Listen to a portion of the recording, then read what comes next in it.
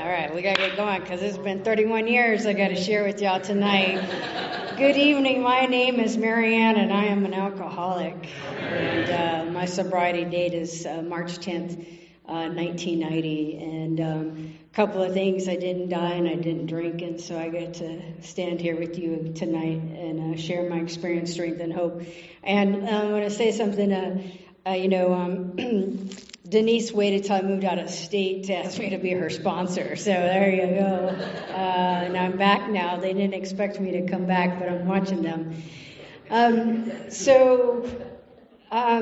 What it was like, what happened and what it's like today. Before I do that, I want to say thank you to Ruth and Pat for traditions and concepts. So let me tell you, anonymity is the spiritual foundation, right? She talked about that long part, right? It's none of my business what you do, right? It's none of my business where you work, where you live. It's none of my business if you want, right, the hand of AA to be there, that's my job, right? That's that tradition here. Somebody talked just a little bit about, or I think it was Pat who talked about, do we have the meetings have 90 days, 3 months, 6 months reserves, You want to start an alcoholic fight, decide over finances, right? Do we need 3 months, 9 months, right? Somebody's going to be in charge. So go to business meetings and you'll witness the fun if you're not a part of a group yet, because we'll argue whether or not we need a coffee pot or 2 little pots. We'll talk about who's going to get the cake, not the cake, right? It doesn't matter, though, at the end, we show up here. I have read the 12 traditions and the concepts, because I got a couple of sponsees who get entangled in service, and then they get entangled in personalities, and they call me about what people are doing wrong. So I got to read those things, because then I got to remind us that it's none of our business what other people are doing. My job and our job is just to carry the message, and that's why I'm here tonight. I do have a sponsor, and my sponsor has a sponsor, and Alcoholics Anonymous is, and God's grace have been so fabulous for me. I've had, 3 incredible sponsors in my life, and this one came back around. This is the same woman that introduced me to Alcoholics Anonymous 32 years ago in October of 1989, and I had no intention of ever having this woman stay in my life in any shape or form, and like Denise said, when my ass falls off, it's a question of who's there, and there have been people who have been standing there all along with me, no matter what, and today's no exception. My story's pretty boring. I think Eric had a number of speakers lined up. He kept asking me and then had better speakers, so I'm sorry that tonight is the night you got me. But let me say that, my life, and most of you heard the dead story. There's like nothing to add, right? I grew up in a small town. What do you do in small towns? You drink, you get in trouble. We were just talking about this, right? And, you get taken home by the sheriff's deputy and you say, I'm not going to do this again. Lie. And you do it again. And then they ask you to leave town. Then they ask you to leave the state, and you're like, what's going on here? It's not me, it's them. And I got to from a little town in Texas, small, you know the story, you've heard it, 2 cross streets, a flashing light, a Dairy Queen, like 7 churches, 7 bars, so church and bar for every denomination. That's what you did, and my grandparents owned one of those bars, so I never had far to go, and I gotta tell you, my grandma's just she's a shark, I tell you. She used to, nobody can arrest her now, so I'll tell you the truth. She used to have people knocking our door, 1 o'clock in the morning, and she'd sell a 12-pack of beer for like $40, right? This is in the 1980s, and she'd say, this is your clothing money, so shh. And I watched that, and I didn't care about the $40. I cared about the beer they were taking out of our house, because that was going to be my beer that was going to be accounted for, and I wasn't going to know what happened to it. By God, I don't know. My friends, I guess. It didn't matter. We weren't really friends, folks. I just sold you down the river. Something went missing. it was you, right? And if I stole from my grandparents, right? The book tells us, if you're in this room and you're an alcoholic, right? You're me, a liar, a cheater, and a thief, right? That's what the book tells us about ourselves. And I lied my way out of what I could, and I cheated my way out of what I could, and I stole what I could, and somehow. Right, in the depths of my own little hell, because I didn't have to drink very long. The book talks about people like me, right? Y'all lowered the bottom for people like me, and but what it was, and if you have alcoholism, right? Angie Dill used to tell me it's not alcoholism. You got it, you had it, you got it, you keep it. My alcoholism does things like. Right? Make me sit in meetings and look at y'all and say, I ain't got what y'all got. You some old-looking fools. I'm not sure how I got here. I don't belong here. Coffee, no thank you. Dinner before the meeting, no, right? I got here and I didn't look like you. I didn't smell like you. I didn't dress like you. I didn't drive like you, and partly because I was 18 and didn't have a job, right? So I couldn't do any of those things anyway. And, I got to Alcoholics Anonymous, and I just looked at people who are now my age and thought, God, if I'm that old and in meetings of Alcoholics Anonymous, just kill me. And, go ahead.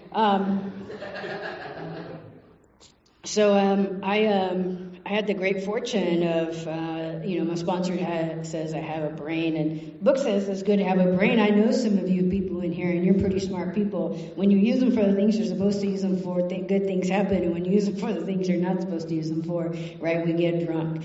And I always got a big idea, and, so I'm the kind of person, that does what the book talks about in the 3rd chapter, right?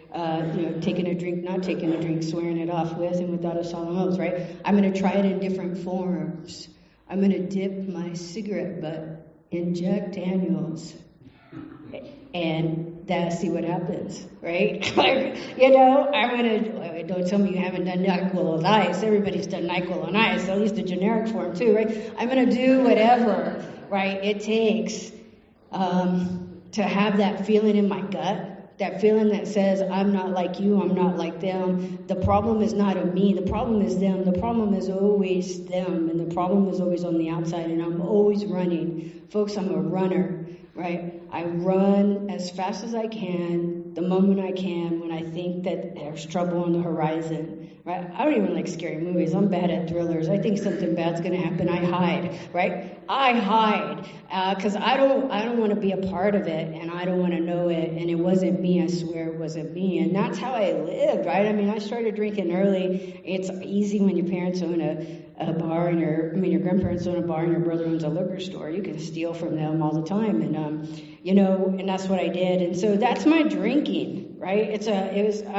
I'm a slobbery blackout drunk, and and I got to get out of the state of Texas. I was invited to leave, and I had a way out, and I got out. I got to Massachusetts, and I was there. I arrived on September 4th. I remember 1989, and how many of us have moved somewhere and said, okay, this is going to be different, right? This is it, right? I'm away from them. I'm away from those people, and I'm on my own. I'm a big kid now, right? Look at me now, and by end of October, I was being referred over to the alcohol counselor. And I had to tell you, God's grace is big, right? Because the alcohol counselor was new to the institution where I was now located. And it was new because the semester before, another student had killed another student in a drunk driving. So here's this new alcohol counselor, and God's grace is big because there was this person, and I was their first victim. That's the person today is my sponsor, right? But I was the first one to be taken into her doors, the alcohol counselor on campus. I had no idea. She had a horrible New England accent. I still can't understand her most days. But, she did two things. She had lemon heads, and she let me smoke in her office, right? And anybody who will listen to my pitiful story about all of them, I would do it. And so I'm going to tell you this part because I think it's important about who I am.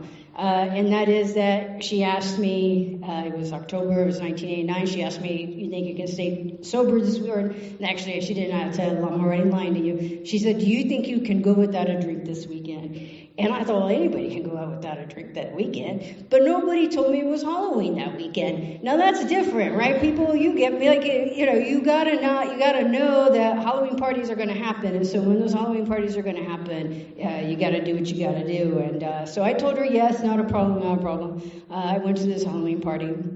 Remember, I'm this strange little queer kid from a small town, Catholic town in South Texas somewhere. And so I go to this Halloween party. My cousin just asked me about this yesterday. And here's what happened, right? I'm a blackout drinker. I remember one thing. There was a motorcycle.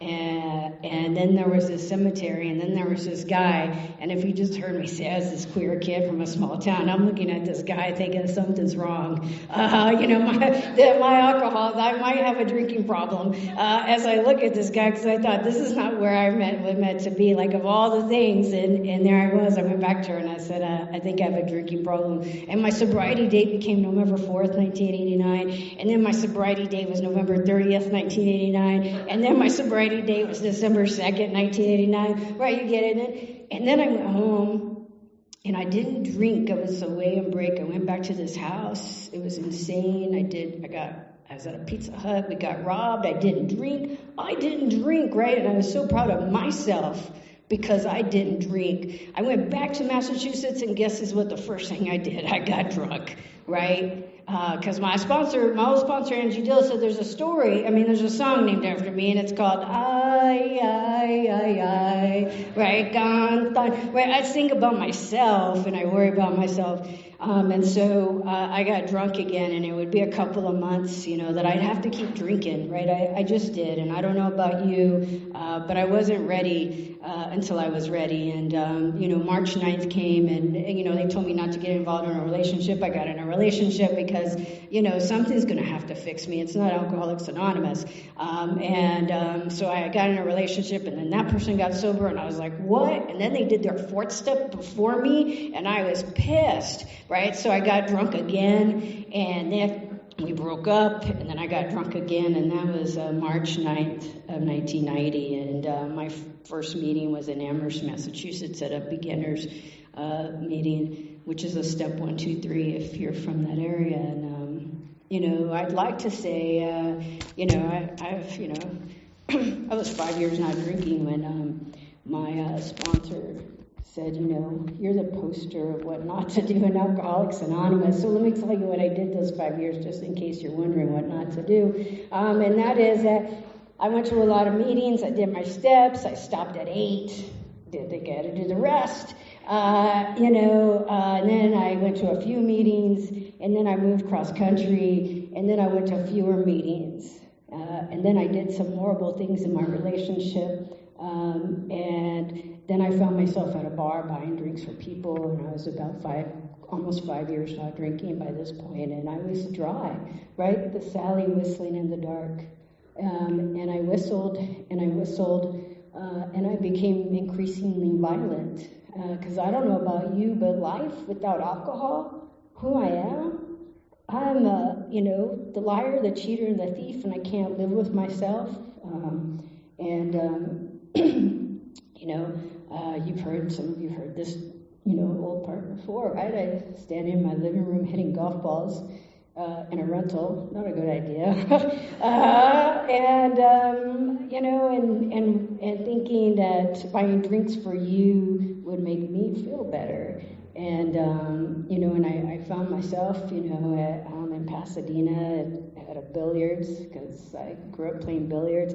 Right, I was searching. I was grasping. I was searching for something outside of me, and the book says it, right? Within every man, woman, child, every person, right, is a fundamental idea of God. And I had no relation with God. I was 5 years not drinking. I had no desire to have a relationship with God, and so God could go himself for all I cared, and we would be okay, and I could live just hanging on, right? I was willing to hang on. We read it tonight. I love it, right? There was no middle-of-the-road solution, right? I either pick up the spiritual tools laid at my feet, and that came in the form of all of you, right? People who said, I'd pick you up, take you to a meeting. The people who said, let me grab you a cup of coffee, right? The people who invited me to Caro's before the meeting, right? The people who gave me rides after the meeting, right? That was a spiritual tool laid at my feet, and I resisted it. And because there's no middle-of-the-road solution for me, then I was going to become this. I was becoming this person who was an arm's length away from a drink. That's it. And today, that's the only thing that separates me from a drink, right? How far can I reach? How far can I reach? So at 5 years not drinking, I got a sponsor, and she worked nights, graveyards, right? It was at the 3 to 11 shift. And like a mad woman, she would find me sitting on her steps when she got home from work. She later told me she was afraid of me, and I was smoking, and holding on to my book, and totally full of fear. I was so afraid. Like, all you had to do was say boo, and I would have, right? And I lived in absolute fear, and this woman just took me into her house, and she let me, that's when it was okay to smoke anywhere. I miss that. I was going to claim the vape, even though it's not mine, and I would have been stealing, so I had to say no. I've never vaped, but it sounds fun. So I started working these steps, and because she grabbed my book, she's like, have you ever read this? And I was like, I don't like for my books to look dirty. So that book today, if you go I go to Palmer Court meeting on Sunday mornings, you'll see that book. I hate change, so I still use my 3rd edition. I'm not going to go to a 4th edition. You can read that for me or to me, but not give it to me. So I started doing this. I started doing this work with her, and so what happened is life took on new meaning, right? Life took on new meaning. And so if you're new tonight, right? Or if you're not new tonight, right? If you're just been like hanging out and you're like, nothing's changing, it's because nothing's changing, right? I had to start doing some work. I had to start sitting with her on that book. I had to start working the steps. I had to show up to meetings early, right? I had to introduce myself to people, and then I had to stay late, and I had to help clean up, and then I had to ride with them to Carol's. These were long AA nights, and one time I was like, I'm not going, and they said, oh, you got someplace better to go, and they said, well, because don't come back if you got someplace better than me. And they weren't very nice people, in my opinion, but I kept coming back, I think some people think I'm not very nice sometimes. It's just that I was just taught to not be very nice in Alcoholics Anonymous, because I care more about your sobriety than I care what you think about me. I care more about, I was taught I can't save face and save my ass at the same time, so which is going to be, And so I worked with that woman. In fact, I just called her tonight. Her name is Lisa, and we talked for a while. And sobriety has been, Angie Dill used to say to me, you can do anything you want as long as you're willing to pay the price. And she goes, well, the thing I learned about you, Marianne, is that you say, oh yeah, I'm willing to pay the price, and then it comes time to pay the price, and you're like, please no God, please no God. And that's me, I'm a coward. I'm like, okay, I didn't really mean it. I did not mean to do what I did.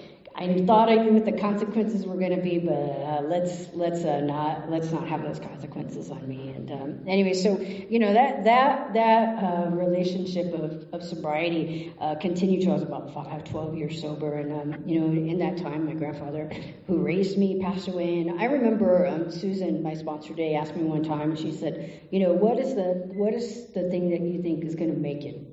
If you would happen, you would take a drink. And I said, if one of my grandparents die, I'm definitely taking a drink, right? I had a lurking notion, right? The book talks about it, a reservation. Let this happen, and I'm going to take a drink. And my grandfather died, and I didn't take a drink. In fact, y'all have heard this, some of you, and I feel like I should change some things up because, some of you have heard this a lot of times, but I got to tell you the truth. And the truth is that my grandfather was dying, and my grandmother, my grandsponsor sent me to my grandmother to ask her what I could do to be the daughter I hadn't been for a long time. And my grandmother said, I need you to run the bar so I could take care of my grandfather. Now, my grandfather was not I love my grandfather. I adore my grandfather. He was a shitty husband, and I remember her enjoying those enemas. I was like, don't piss my grandma off.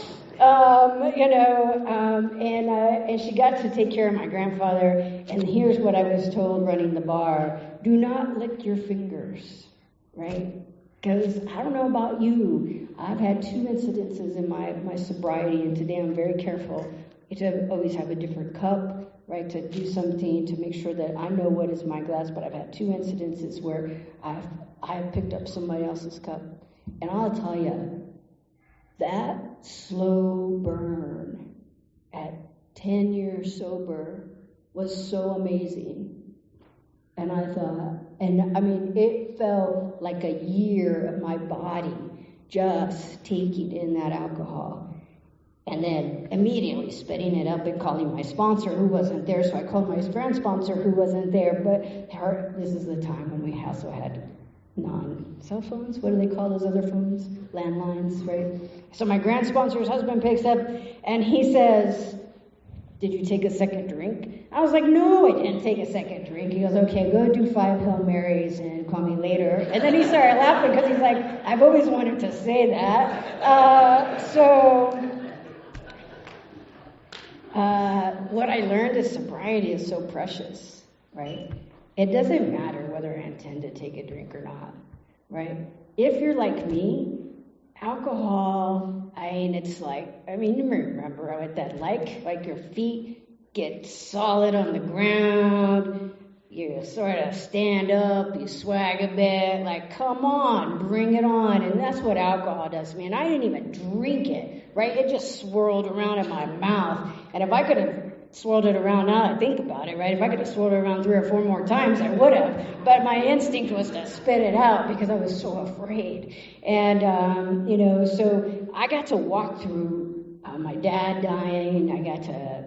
I went to Texas. Remember, I'd been asked to leave. I came back. I was there for a while. I found some meetings. I got a new home group, right? So what I'm saying, my experience is that I got to make Alcoholics Anonymous the thing that I'm doing.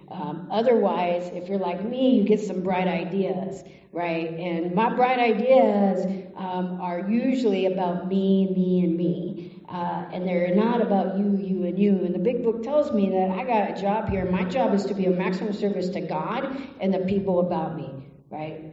Go find it. I'll tell you, it's on the right-hand side of the book. But that said, right, that's what my job is. And I got to make that it all the time. And, so at 12 years sober, though, okay, so what happens when we're 5 years sober, right? If anybody here's 5 years sober, we got a job, right? We might have a relationship. Things look good. We look good, right? I don't need to go to AA as much. It's all right. Traditions. Who needs a tradition? Sponsor. Who needs to call your sponsor? And I started to build my house of cards again, and it was called relationship, and it was called job. And somebody said I was a GSR. I sponsored women, right? I had my AA resume ready to show you about all the great things I was doing in AA.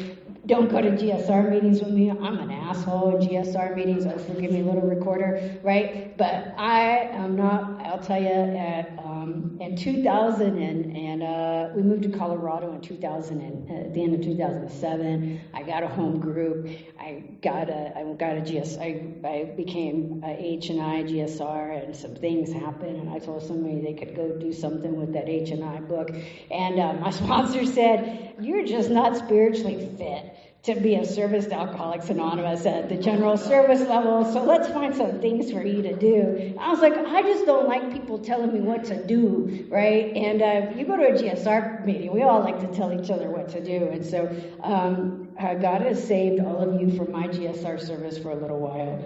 But let me say that in that time, what happened is that I started getting cocky and arrogant again, right? And so my sponsor, Lisa, says, to me, this is as far as down the road I can go with you. I love you, and we're gonna be friends, but I can't help you walk through this anymore. And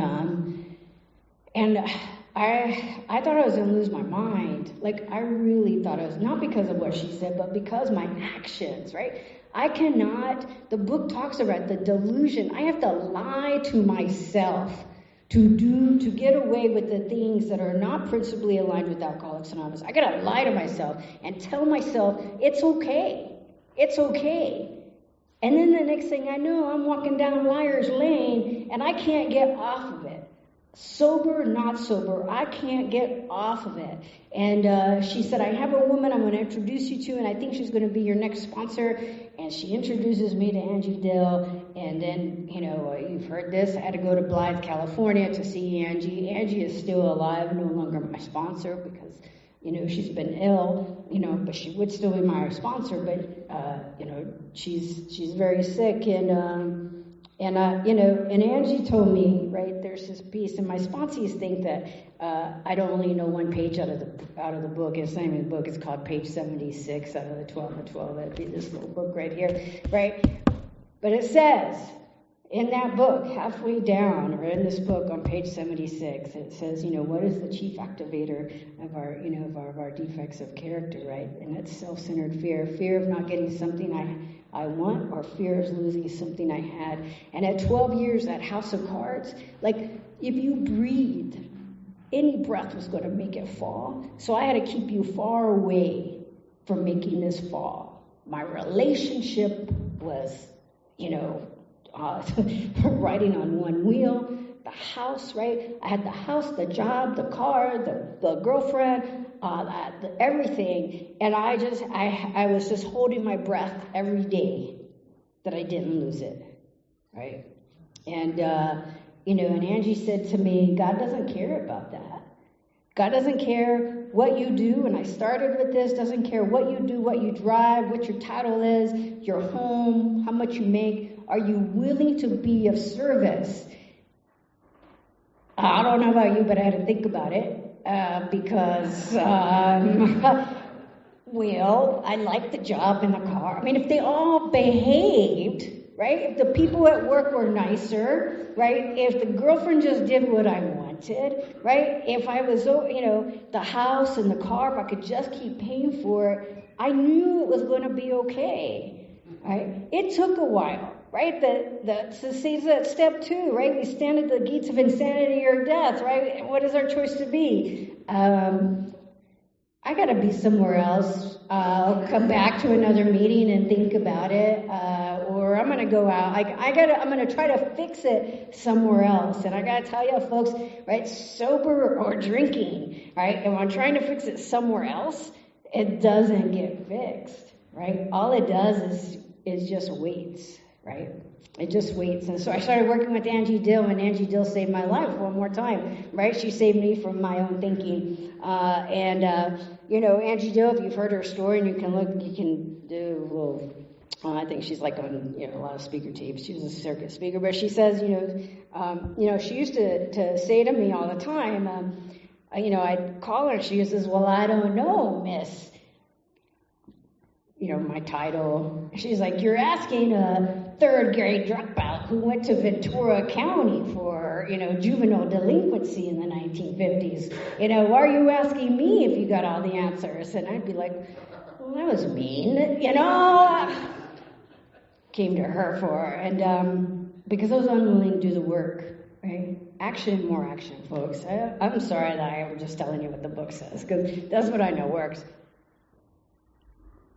So action and more action, and and so I started working with Angie Dill, and I'd like to tell you, I had picture perfect, everything. I'm bad at relationships. It is really good that queer people could not get married. I mean, that's not really true, but could not get. I'd be divorced 5 times. Let's just say that, because I fall in love. I fall in love. Marry me, stay with me forever, right? So I'd be divorced 5 times, and so thankfully, I'm not.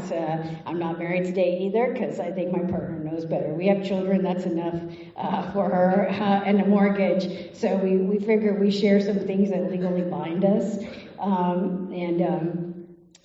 So I chase people. I chase relationships. My Angie Dill used to tell me that I like to chase trucks, because I'm like the jaywalker, right? I like flashy. I like good. I like fun, and aging has helped. Right, I won't say it's a virtue. I'm old now, right? So I just slow everything down. But I chased all that. I did all those things that got me too close to a drink, and then I'd come back, and she'd say, "There's going to be a price to pay. There is going to be a price today," and that price happened, right? I don't have to take a drink for there to be broken hearts, for there to be broken furniture, for there to be confusion, for there to be what has happened to Marianne. I don't have to take a drink. I just got to move out of the principles of Alcoholics Anonymous. I move away from my sponsor. I move away from the steps. And you got it all. You got the package without the drink. And I think, folks, I might just be a little worse without the drink. Because I don't like pain, and I then in turn inflict emotional pain here, there, and everywhere, And so I learned working these steps with Angie Dill, going back to page 76. I lived in absolute fear. I lived in fear of all the things that I had that I thought I was going to lose, and I was in absolute fear of all the things that you were going to take that were mine. And I lived there, and so we moved. We did this step. We did step 7, 8, 9, 10, and there it was. So I'd like to tell you that life, on life's terms is, we're the Brady Bunch here, right? We our Partridge Family. Come on, let's be happy. Things happen as I'm speaking to you tonight. That grandmother who raised me is in hospice in the home that I bought for her here in Salt Lake. And tonight's the second. Not been away from her for the last 5 days. And,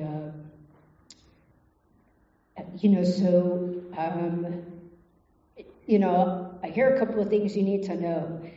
Dying and death are part of life. So when I said to that sponsor 31 years ago, I'm going to die if somebody drinks, I really thought it was going to. And thank God for Alcoholics Anonymous that I didn't have to. Right? Thank God for Alcoholics Anonymous and the people of Alcoholics Anonymous who called me, who say, "Hey, let me take you to a meeting," right? Who said, "I'm going to be there, I'll pick you up." When my grandfather was dying, I lived in a small town, so I would be the one to drive to get his morphine. They would drive with me. Right? I'd not done morphine, but you heard me a while ago, vape, morphine, they all feel good, don't they? Like help me out of here, folks. And it's not because I thought it was going to, but because I just didn't have to carry morphine alone, right? I had to give my grandmother liquid oxycodone, whatever it is, the other night, and it splashed, and you know what I heard? I heard Big Rudy from Southern California say, "Don't lick your fingers, Marianne. Don't lick your fingers," right? And because if you got my head and you got my heart and you think, 31 years, I look pretty good, I got it going on. What's a little bit of oxycodone on the tongue? I don't know. So I went, I washed my hands, right? But that's what Alcoholics Anonymous gives me. It tells me, right, don't lick your fingers, 20 years later. And, I've had 2 children, and no, I haven't. My partner did. She'd get really mad if she heard me say that I had them, because I'm a bad partner for pregnant people, just so you know. And that's why we only have 2. The third wasn't coming when she said, "No, I'm not having another baby with you." We have these two beautiful babies that have never seen me drink, but, they've seen me throw shoe. They've seen me throw a chair, because I don't get cured of me in any moment. This is a daily reprieve. My spiritual condition is a daily reprieve, right? How I walk in life is a daily reprieve. And if I'm not doing this with all of you, if I'm not doing this with this book, follow me home, right? I was taught early on. I was sitting in a meeting at Carol's, and Alex asked my then partner, asked me, I thought he was asking me, and he said, how are you at home? Or he says, how is it at home? And I said, fine. Right? We were hitting golf balls in the living room. Fine, right? And then he said, I'm not asking you, I'm asking her. And I was like, she's going to tell the truth because she's an untreated Al-Anon and she's mad at me, all right? So yes, she's like, I hate her. And so that's what happened at Carol's, and that's why I gotta be around y'all, because y'all pull the covers. Y'all just look it straight, right? But that anonymity, you don't care. You care whether I drink and don't die. You care that I don't drink and I don't die, because if I drink, I'm gonna die, right? I don't end up in pretty places, not just a cemetery with some guy I don't know. I just don't end up in pretty places when I'm drinking. And I had these two beautiful babies that came along, right?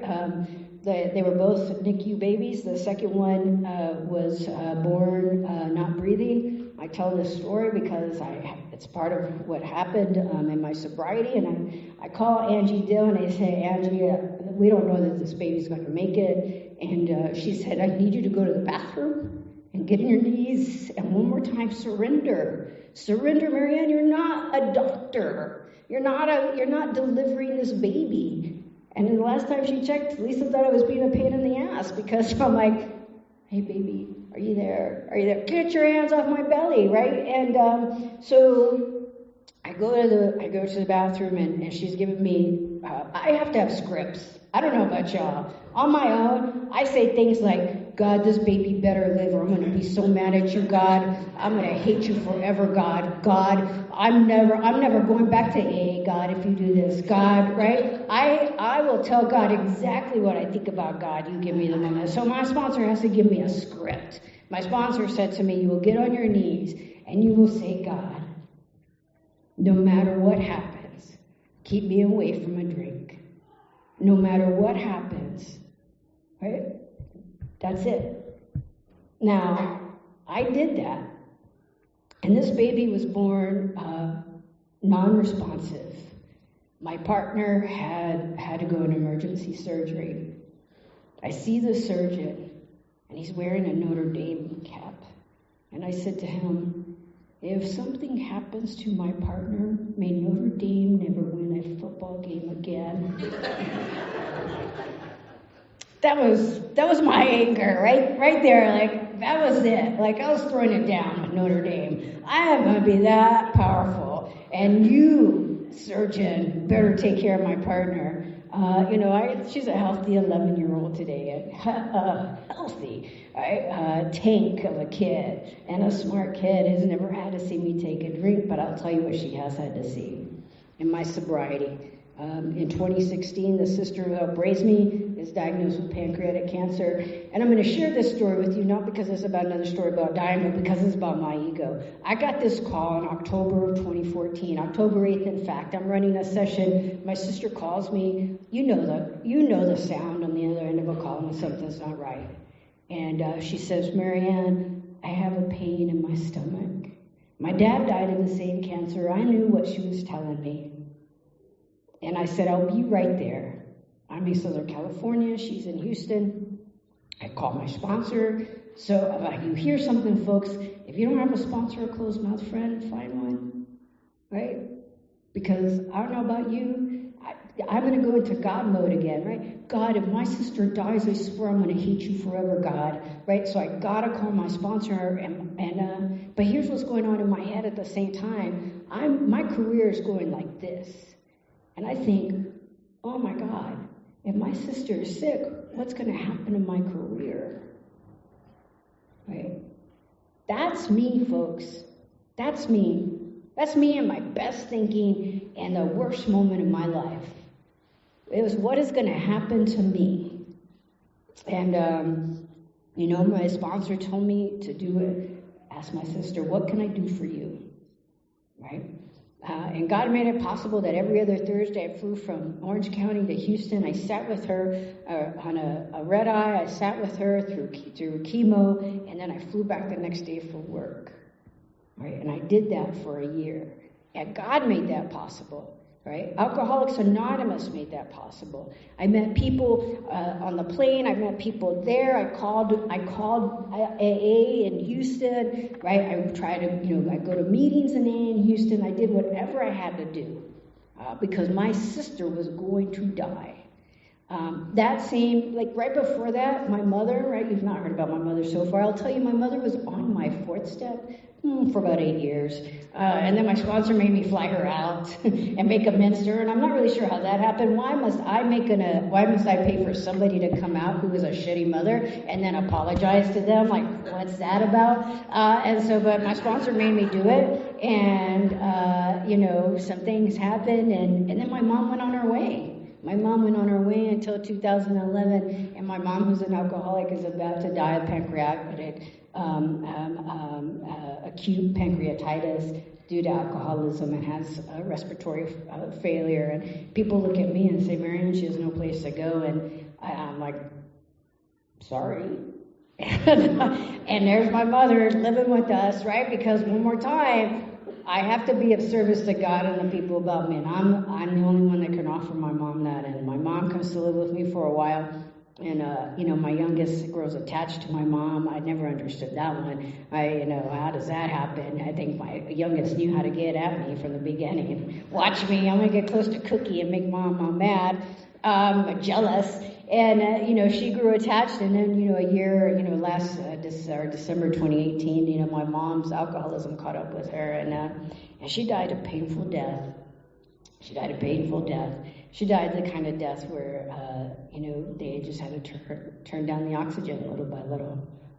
And again, I walked through that with other alcoholics, and I share that with you because that's not anything that I expected. I have a beautiful life, folks. I have an incredible life.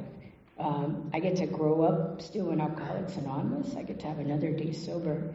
I get to watch people die, and I get to watch people live. I get to watch people get sober, and I get to watch people grow. And all I have to do is show up, put my hand out.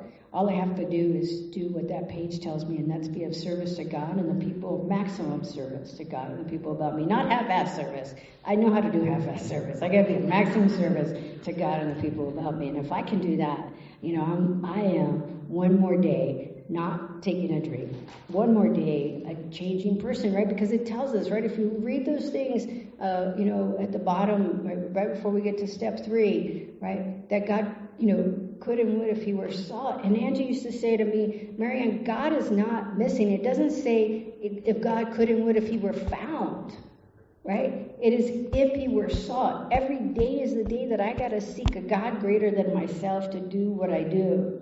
Now, don't come to work with me, folks, because that's a place where I talk about principles before personalities, right? I'm going to pinch people's heads off all the time, and you're recording this, so don't make it public. But let me tell you, I have to, right? And I say that, right, because I'd like to say to you, I have all these beautiful things, and boy, work brings me to my knees. And why does it bring me to my knees? Because I know that somebody's getting something I want. I know somebody's getting more resources than I am.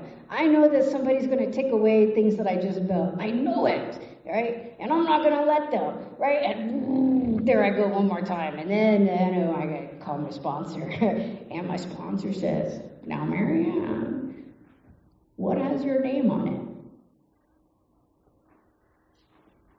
What has your name on it? Take care of the things that have your name on it.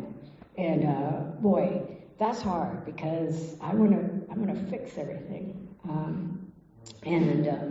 Anyway, I think that it is 8:45. I can normally talk a lot, but let me tell you the gift I have today. Let me end with this. It's sorry, a downer. I apologize. Last Tuesday, my grandmother is my world. My grandmother adopted me when I was 9 months old. My grandmother saved me from an incredible life, or a bad life, gave me chances, and I made it a worse life. And then Alcoholics Anonymous gave me not only my life back, but it gave me my grandmother back. My grandmother's 87, and my grandmother's always complaining. If you have an 87-year-old grandmother, you know they complain about everything, right? They don't like the food, their stomach hurts, you know, they have it, they're, something's always going on. And so I was like, okay, Momo, okay, I'll be there. And so I get a call, and she has a medical alert. Don't give your grandmother a medical alert, because then she'll call medical alert and tell them to call you because you haven't called them. She's in the emergency room, and I go get her. It's Friday morning, not this last, but last Friday morning I go get her. I bring her home. She's really sick. I bring her to my house. She's not well. And again, right? Here's my instinct, folks. I'm not going to lie to you. I think I got to work. Like, why do I have to be the one sitting here with her throwing up when I got to work? I got a big meeting coming up the next Friday that I better prep for. We got a bunch of work going on. So anyway, I stay with her Friday night, and Saturday I take her to the emergency room. She's in. Tuesday, I go to a big meeting. I go back to the hospital, and they say, we're really sorry. There's not anything we can do for her. You can take her home into hospice, or you could put her in you could leave her here. We have some floors for hospice. And folks, on Tuesday, I broke. It's not that I wanted to drink. I broke. My heart broke. My everything broke. And I call my sponsor, because that's what I do when I break. That's what I do when my ass falls off. That's what I do when I want to punch you, right? That's what I want to do when I want to run over you. That's what I want to do when I want to quit my job. I call and I say, I think there's something going on, and I'm not sure what it is. It's my thinking. It is my thinking that this is not fair. And this is not why I want to do. And, so I took her home. I don't know, someday this week. And, I'll tell you, I'm going to share this with you because this will put an end to this story. I got to be with my grandmother. I got to lay with her. I got to hold her hand. I mean, she's been on a wild ride with me. I've been blessed. And I'd like to think that she's been blessed because she's had me.